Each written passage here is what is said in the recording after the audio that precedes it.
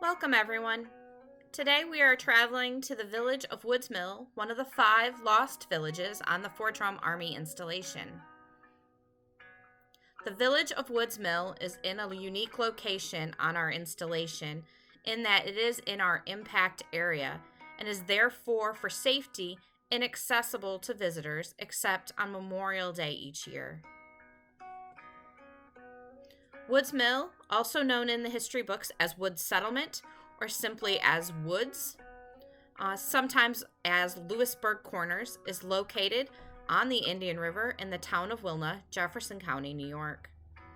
Settlement here dates to 1833 when Jonathan Wood built a sawmill and gristmill at this site. The village prospered as a processing center for timber and grain, attracting skilled artisans who manufactured wooden implements required by local farmers. By 1839, Jonathan Wood owned over 330 acres on both sides of the river, protecting his future potential water power options. In 1855, the village contained a grist mill, a schoolhouse, and a Methodist Episcopal church. The 1860 federal census recorded the firm of Cooper and Wood having a butter tub manufacturing business which fashioned over 600 sap tubs for maple syrup collection and processing and 500 butter tubs from ash and pine for local business.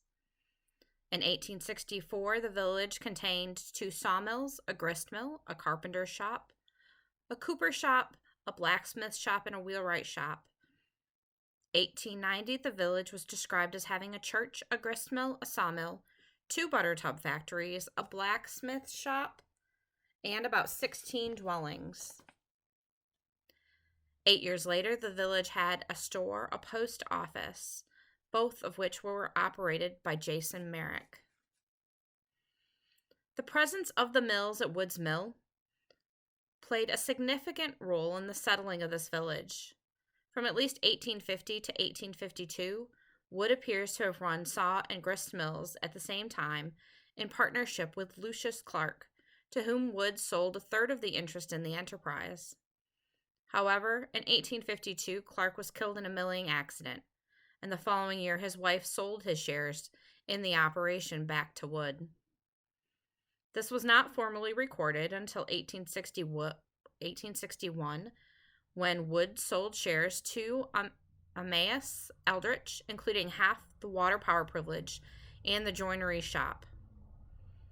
In 1874-1875, Jonathan Wood sold his grist mill and the remaining water privileges to Alonzo and Simon Wood. The Wood brothers then sold to John Klein in 1882. In 1894, the property returned to Jonathan Wood's grandson, Harley, who purchased and operated the property until 1898. The large amounts of concrete remaining in the dam, gate structure, and mill runs point to the continued utility of the mill into the 20th century. This is also supported by numerous local histories that indicate that the mill was at least seasonally operational in 1941. Oral histories further mention that the mill buildings were used as shops for the local blacksmith and farriers through the 1930s and 40s.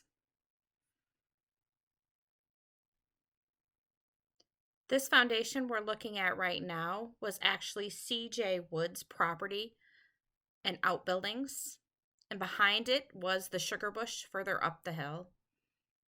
The green you see is actually daylilies, which were probably planted around the outbuildings and the home.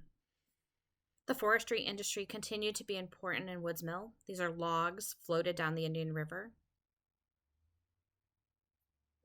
This is Marion Pitts, who had a 4-H reforestation project, which planted over 1,000 seedlings. The Fort Drum Cultural Resource Program is forever grateful for the photos shared with us over the last few decades.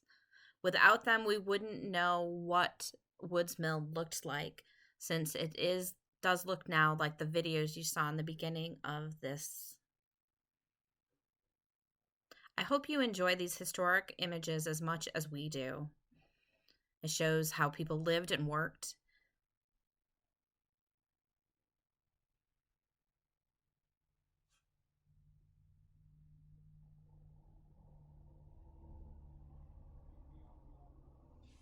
This is the bridge that you see in the earlier videos.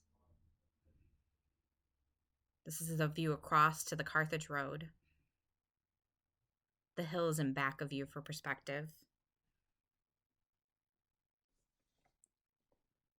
Today, much of our virtual tour will take place with the old historic images taken from family photo albums. Many of these images were taken by Gertrude Wood Van Tassel and Elsie Stewart Wood, her mother, both photographers in their own right in Woods Mill, and had their own dark room to process their photographs right in Woods Mill as well. Also, many thanks to the Pitts family who have welcomed our program for years, showed us images, told us stories of Woods Mill. Thank you to Carol Rose Reed, who showed us her family's photo albums, many of which were her grandmothers and great-grandmothers. And thank you to all the Woods Mill families that come in and show us stories, tell us stories, show us images so that we can experience Woods Mill, even though we personally have never seen it in its glory like you see in these images today. I hope you enjoy the tour.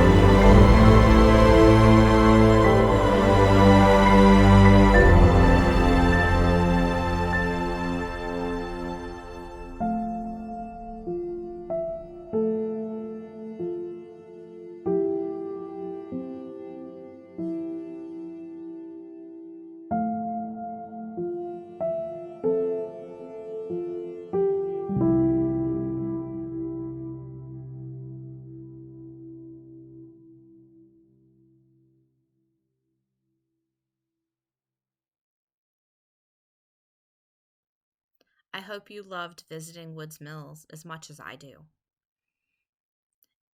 In closing, I would love to extend a bit of a challenge for you. I know we're all students of history, and some students are watching this film that are out of school right now. I would challenge you to take pictures of the places that matter to you, places in your neighborhood, photographs of your home, maybe your outbuildings. Record them, print them, make a video of them. Without the images printed over 100 years ago, without those, we would not know what Woods Mill looked like.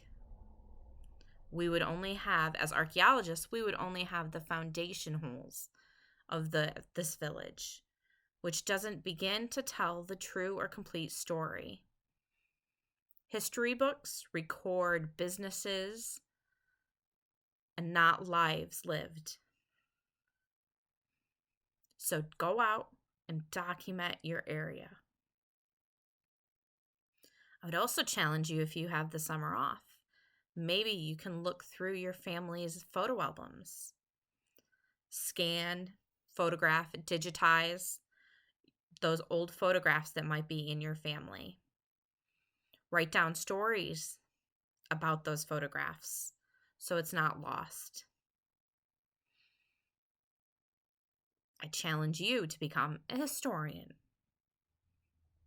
Have a great day, everyone. Enjoy Woods Mills.